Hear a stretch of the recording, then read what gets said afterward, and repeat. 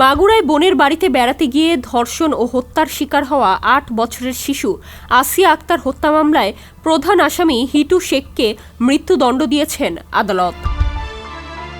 শনিবার সকালে মাগুরার নারী ও শিশু নির্যাতন দমন ট্রাইব্যুনালের বিচারক এম জাহিদ হাসান এই রায় ঘোষণা করেন। এই মামলায় অভিযুক্ত হিটু শেখের স্ত্রী জাহেদা বেগম, সন্তান সজীব শেখ ও রাতুল শেখকে খালাস দেওয়া হয়েছে। মাত্র ২১ কার্যদিবসে শেষ হয় আলোচিত এই মামলার বিচার।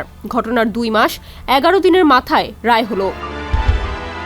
গত ৬ মার্চ মাগুরা শহরের নিজনান্দুয়ালি গ্রামে বোনের শ্বশুরবাড়িতে বেড়াতে গিয়ে ধর্ষণের শিকার হয় শিশু আসিয়া। গুরুতর আহত অবস্থায় তাকে মাগুরা, ফরিদপুর, পরে ঢাকা মেডিকেল এবং সিএমএইচে ভর্তি করা হয়। ১৩ মার্চ চিকিৎসাধীন অবস্থায় মৃত্যু হয় তার। ঘটনার পর সারা দেশে তীব্র ক্ষোভ দেখা দেয়। ৮ মার্চ আসিয়ার মা আয়েশা আক্তার বাদী হয়ে হিটু শেখ সহ ৪ জনকে আসামি করে মাগুরা সদর থানায় মামলা দায়ের করেন।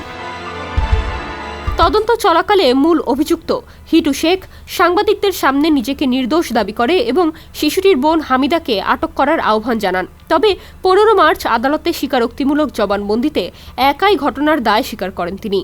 বান্ডেল থাকলে প্রতি সেনমানিতে টাকা বাঁচবে। বিকাশ সেনমানি বান্ডেল কিনে জিতুন প্রতি লেনদেনে।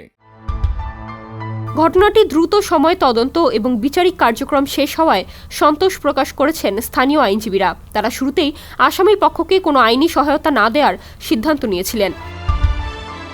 নুসরাত জাহান, সমকাল।